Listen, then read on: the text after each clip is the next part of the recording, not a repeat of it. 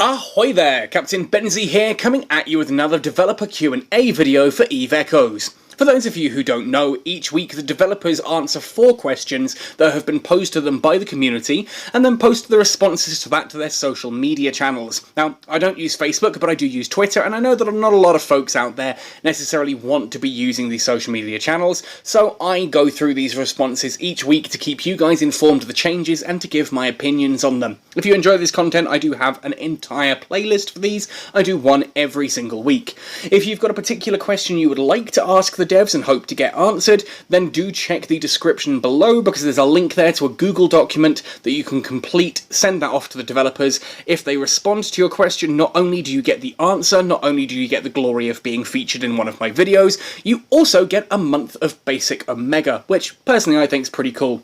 Anyway, you know the drill by now. If you enjoy this video, hit like, subscribe, do all that usual stuff. Come find me on Patreon and check out the Redbubble merchandise store. That said and done, then let's jump into this week's developer Q&A for the week of the 1st to the 7th of September.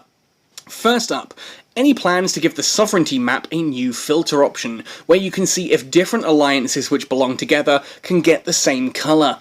For example, if I have one main and 2 sister alliances in different sovereignty colours, would it be possible to declare that this 3 alliance belong together and should be shown on the map in one colour? Cloud responds, as this is not a frequently used feature, we may not develop it soon. Our priority recently will be the development of capital ships and other related features. Thank you for your suggestion. Now, I'm, again, actually all for this. I think this is a really cool idea. Ultimately, alliances are supposed to be fairly limited in and of themselves.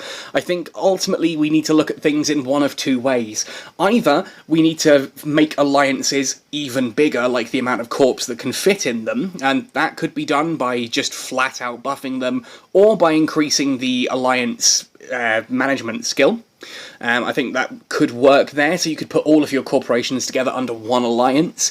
But if you've got 2 or 3 sister alliances, yeah, I think actually having, like, basically the ability to, I don't know, to network and sort of almost put an umbrella over those makes sense. I mean, in Void we've got several different alliances that are all part of Void Federation. I know GenFed's similar. I know a lot of the big alliances are like this. You know, you can't get enough corporations necessarily into one alliance, and you want these 3 or 4 alliances sometimes are still technically part of the same entity.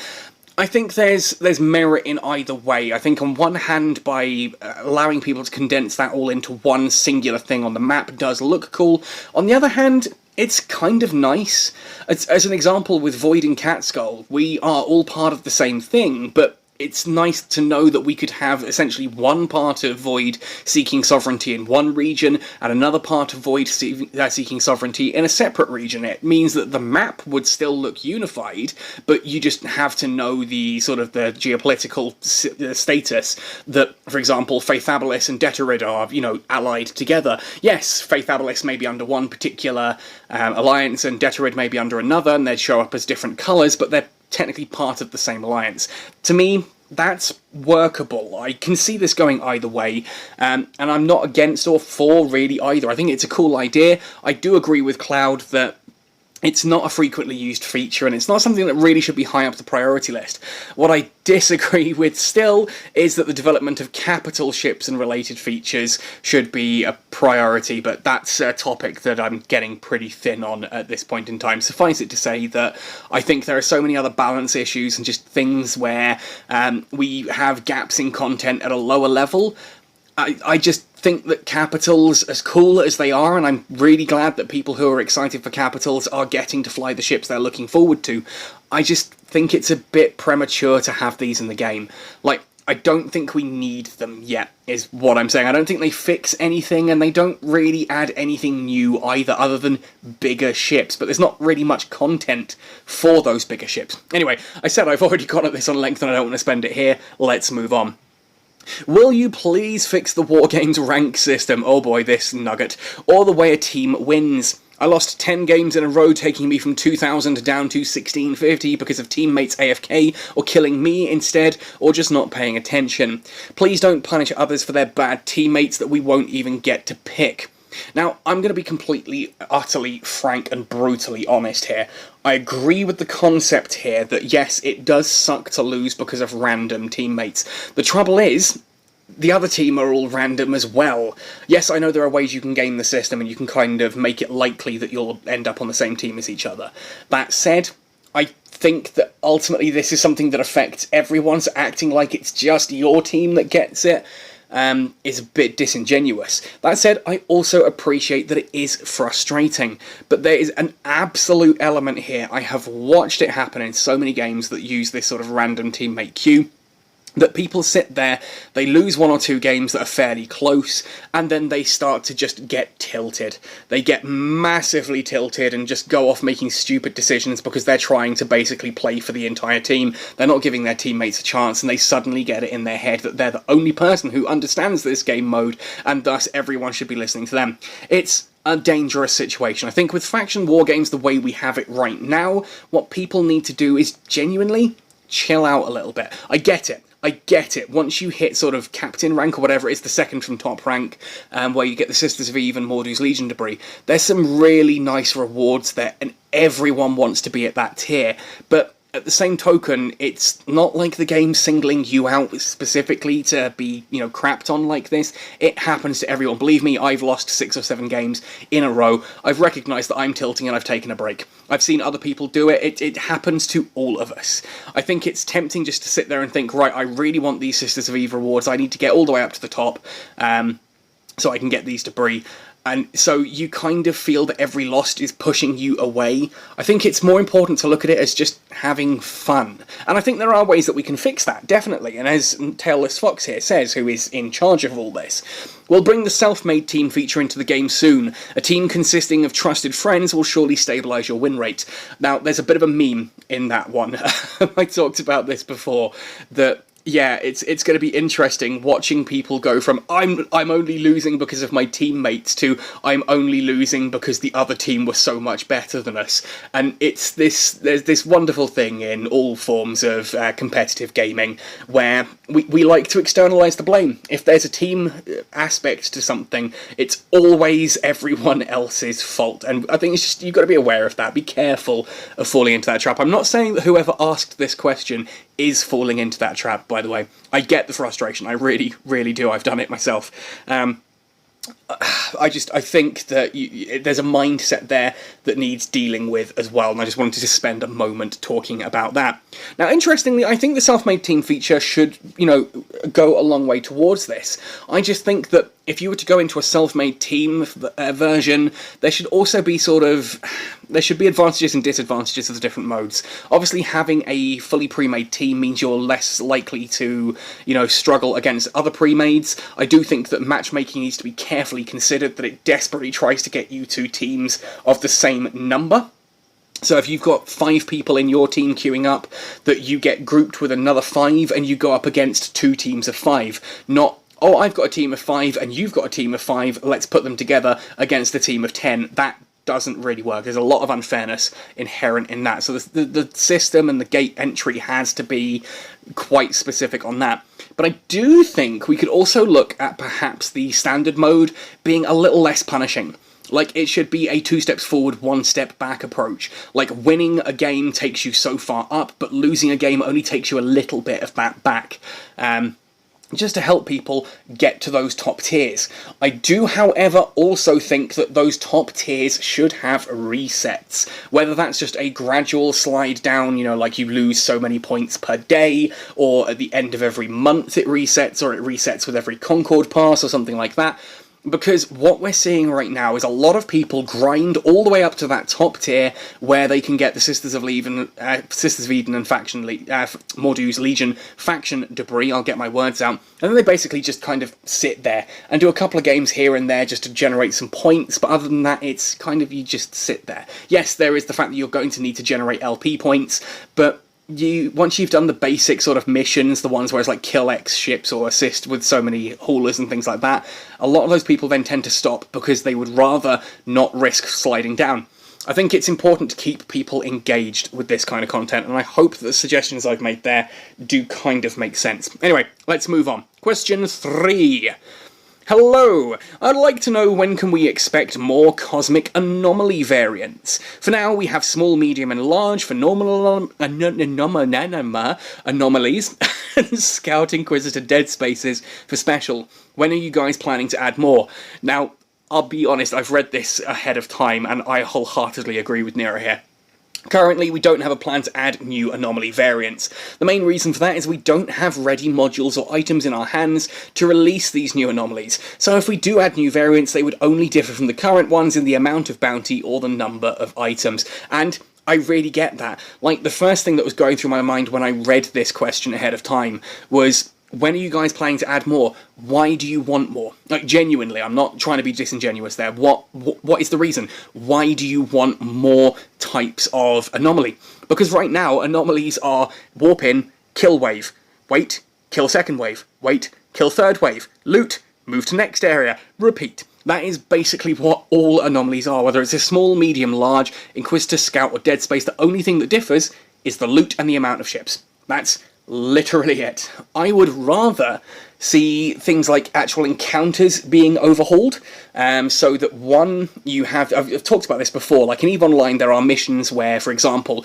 you're asked to hold a pirate in place whilst Concord arrive. What that means is you have to warp out to the area, you have to lock onto a particular rat, and you hold him in place using webifiers, warp disruptors, scramblers, whatever it takes to stop him escaping, and there are other enemy rats in that anomaly trying to destroy you, and you can destroy them, but if you destroy the target, you immediately fail that mission because Concord are trying to bring him in alive. There are other ones where you warp into an area and there is a mining installation at the end of a belt, and you just need to blow that up. You can destroy the rats to give you a clear run, or you can just try and rush in, destroy the installation, and get out. There are ones where you have to destroy rats until the boss appears, and then you kill him. Again, once the boss appears, you can focus down the rats to make it an easier fight, or you can just focus him down and escape, and there's a similar one where you have to find a key in order to open a cache and get out that way, and you can do that either by just killing rats, or you can try and hack into it. You know, you get options. That's what I'm saying, that's actual variety of content, which we do not have in Echoes. I also think, here's a bit of a, an interesting one. Why is it that Tech 10 anomalies can only spawn Tech 10 ships? I would be quite happy going into a Tech 10 anomaly and seeing that the healers there are actually scythes, even though it's a Tech 7 ship. Or, heck, in that case, yeah, there's the Scythe 2 at Tech 10. Maybe Tech 9's a better example. At Tech 9, I don't think you just need to have everything, you could have different ships actually doing their roles. I think it's really weird seeing, like, a bellicose covert ops doing logistics on other ships. I do think that having ships spawn in from different tech levels could add a little bit of interesting sort of variety and spice to these. Especially if those ships are actually performing their actual roles. Like an Interceptor doesn't do much damage, but it holds you, well, it shouldn't do much damage, but hey, there's that can of worms again. But it's going to hold you in place and tackle you nice and easily. I would love to see the Interdictor destroyers and Interdictor cruisers actually using interdiction spheres in nullsec. I think that would be amazing. Terrifying, great way to learn how those work.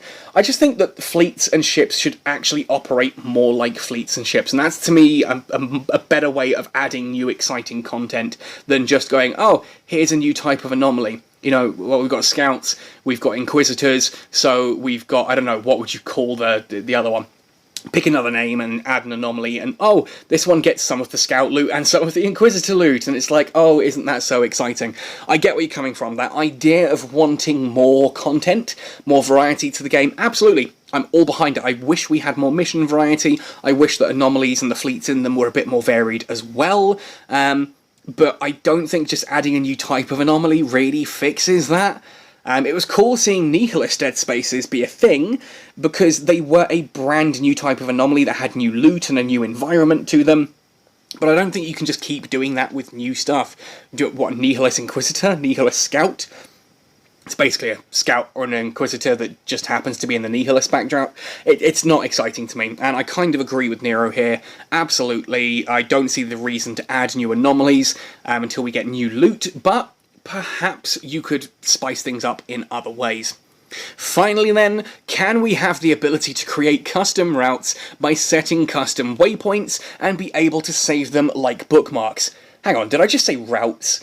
Routes, really, where did routes come from? Custom routes. Anyway, and save them like bookmarks. Thank you for your suggestion, says Lancedot. We've added it to the future request list and we'll start the development once there's a settled timeline. Absolutely, this is awesome. I hate the fact that if I want to go to like a particular system via another system, the only way I can really do that is either manually piloting or by creatively blocking systems.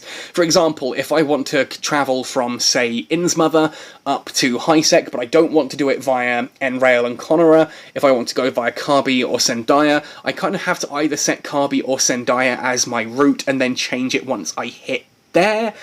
I do wish there was a way to kind of do that more circuitous route where you could plan your actual route, especially useful for haulers who may want to go, right, I'm going to start in Amar, then to Jita, then to Pato, and you can just set your autopilot routes to take you via these different routes. To me, that's a really cool system, and yeah, I would actually really like that. As someone who's big on exploration, having the ability to take a more circuitous route rather than just shortest or most safe or things like that. Yeah, I can sort of do it by manually blocking certain systems, but it sucks to have to block and then unblock and do all of this just to try and get the route to, you know, go the way you want it to. So yeah, absolutely, I would be all for this, and I love the fact that Lancedot's all for this too. Let's hope we see that one added soon. As we talk about this kind of thing as well, looking at the Trello timeline and things like that, we did have a balance update originally planned for August. I'm still a little sad that didn't happen. There are some big balance issues in the game right now. Interceptors, destroyers, exploration frigates and stealth bombers. But just to name a few, but considering it's not on the Trello at the moment, that looks like the earliest we're likely to get a balance update is January. And I have been talking to the developers recently. I did have a fantastic chat with Melos last week, which was really awesome, and I wish I could share more information of that chat with you guys to talk about how positive and productive everything there was. I am hoping we might get some balance changes before that. There was talk that the developers wanted to do smaller, more frequent balances. It looks like they've kind of gone, well, actually, no, we like the big and infrequent. And I'm kind of hoping that they do sway back to that small and frequent approach, because it gives us time to test things, gives us time to have fun with things, and if something goes horrifically Pete Tong, then we can kind of undo it in a reasonable time frame. With the current situation, something that broke in May hasn't been fixed in September. So, you know, that's a long time to sit there with a problem, and if it's not fixed until January, that's, you know, more than half a year of having to deal with that problem. If we had, you know, minor balance patches every 2 months or so, then that does actually allow for that, you know, oh crap, we broke that. Well, okay, put it on the list, we'll get that fixed by the next balance patch, and it's not too big a problem. Anyway, those are my thoughts and opinions on this week's developer Q&A. Some cool questions there, some interesting topics. Hopefully this video hasn't been too ranty. There's not really that much here to rant about, which I quite like. I don't like ranty Benzie. I know it happens fairly frequently recently. It's because there's a lot of stuff that I'm passionate about trying to get changed in the game. But my thoughts and opinions are, of course, my thoughts and opinions. I would love to hear yours in the comments section down below. Make sure as well that you are joining the Catskull Academy Discord. Links are in the description. I do a weekly Combo Omega giveaway. Every week, 2 people win a month of Combo Omega each. You have to be in it to win it. Make sure you're in that Discord. The channel is right there, and it's usually dead simple to enter. Good luck to you all, happy sailing, and see you in New Eden!